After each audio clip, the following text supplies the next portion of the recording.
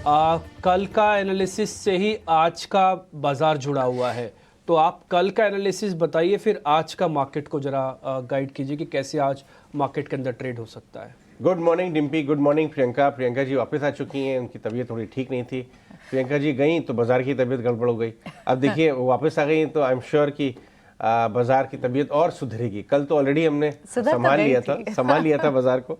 देखिए कल बाजार में बहुत इंटरेस्टिंग, पहले 30 सेकंड बताते हैं इस बात पे, कल बाजार में हुआ क्या। पहले आधे घंटे में नर्वसनेस थी। इंटरडे लेके आइए डायरेक्टर साहब, ये देखिए पहले आधे घंटे का लो हमने बनाया है 19,944। ये है निफ्टी, लेकिन निफ्टी और बैंक निफ्टी के बियॉन्ड स्टोरी है। लेके आइए स्मॉल कैप और मिड कैप इंडेक्स, वहां पर असली गेम हुआ। पहले एक घंटे में नर्वसनेस आई और उसके बाद जबरदस्त रिकवरी। निफ्टी के अलावा जो small cap mid cap index हैं उनके हम स्पेशल चार्ट जो हमने बनाए हैं वो हम लेके आएंगे। जैसा कि हमने आपको बताया था सुबह ही, उन्होंने 20 डे में करीब बहुत जबरदस्त सपोर्ट लिया और एक रिबाउंड दिखाया। ये देखिए, ये जो हरी टिक आपको दिख रही है, ये है वो 20 डे में जो हमने कल आपको बताया था कि इससे करीब जाएगा, बड़ी गिरावट के बाद तो सपोर्ट आएगा। एग्जैक्टली और पहले भी हम कई बार वहां पे सपोर्ट लेके आते गए।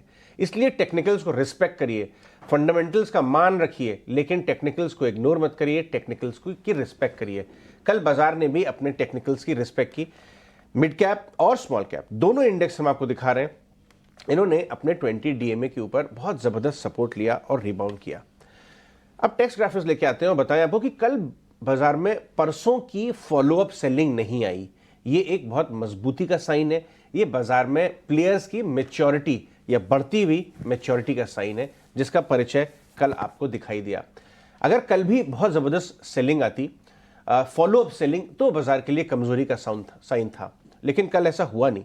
कल हमने बाय ऑन डिप्स का सीधा उदाहरण देखा, और जो कि इंडिया एक बड़ा बाय ऑन डिप्स मार्केट है। क्वालिटी स्टॉक्स में हमेशा बाइंग आ जाती है, और कल हमने देखा कि अच्छे स्मॉल और मिड कैप में तेज रिकवरी दिखी, जहां जहां पे क्यूज हैं, जहां ट्रिगर्स हैं, जहां अर्निंग्स का सपोर्ट है। दूसरा ये कि कल एफआई की सेलिंग बहुत बड़ी नहीं थी। परसों की सेलिंग के बाद आपको लगता होगा कि 3-4 हजार करोड़ की सेलिंग आ गई, बट नहीं, ऐसा नहीं है, क्योंकि लार्ज कैप और मिड कैप स्टॉक्स अलग अलग हो गए। 1200-1300 करोड़ की सेलिंग आई है, कोई बड़ी सेलिंग नहीं आई, उसके सामने 800-900 करोड़ की डीआई की बाइंग भी आ गई।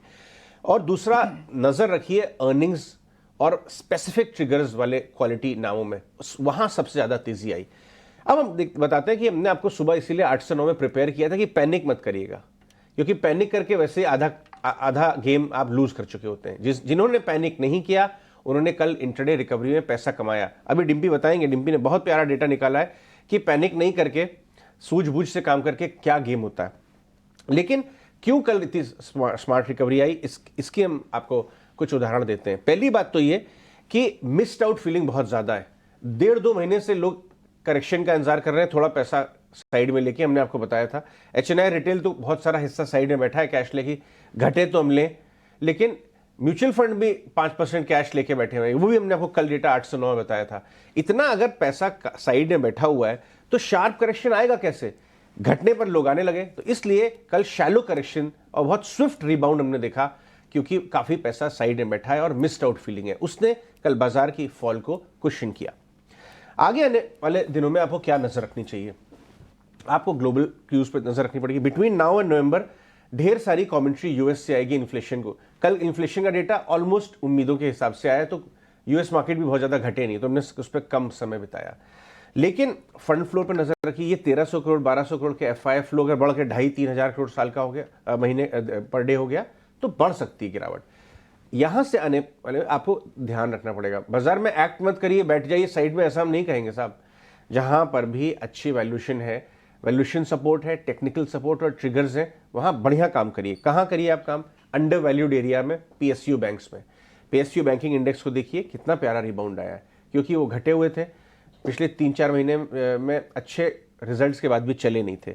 आईटी पर नजर रखिए, अपग्रेड्स आ रहे हैं। आज भी बर्नस्टीन का एक अपग्रेड आया है कि लार्ज कैप आईटी देखने लायक हो गया। हम तो आपको Q2 स्ट्रॉन्ग यूएस के Q2 जीडीपी के बाद ही से बता रहे हैं, आईटी को छोड़िए मत, वहां पर नजर रखिए। कौन से एरियाज आपको अवॉइड करने हैं?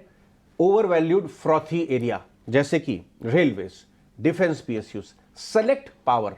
पूरा पावर खराब नहीं है, सेलेक्ट पावर खिंच गया है, डिफेंस पीएसयू बिल्कुल खिंचे हुए, रेलवेज खिंचे हुए, उनमें रिकवरी नहीं आई कल। इसलिए मैं आपको बता रहा हूं कि सूझबूझ से काम करें, अभी भी यहां से पैसा बनेगा। टेक्निकल्स की बात कर लेते हैं। निफ्टी और बैंक निफ्टी के इंट्राडे लेके आइए, और मैं आपको बताऊं कि कल हमने जो 20,000 के ऊपर ही क्लोजिंग दी है, एक दिन कमजोरी के बाद वो बहुत मजबूत है। पीएसयू, लार्ज बैंक, एसबीआई जैसे, एचडीएफसी, रिलायंस 1-1.25% कल चलता हुआ नजर आया था। तो इस समय जो आपका बाजार का झुकाव है, जो टिल्ट है वैल्यूएशन में भी और टेक्निकल्स में भी, वो लार्ज कैप की तरफ हो रहा है। तो थोड़ा रुझान एफएनओ स्टॉक्स की तरफ ज्यादा बनाइए। जब कैश में गेम हो रहा होता है, हम आपको वहां काम करवाते हैं। शायद 1-1.5 महीने कैश के स्टॉक्स में, चले हुए स्टॉक्स में कम काम होगा। एफएनओ और लार्ज कैप की तरफ टिल्ट बना के आप बाजार में काम करिए।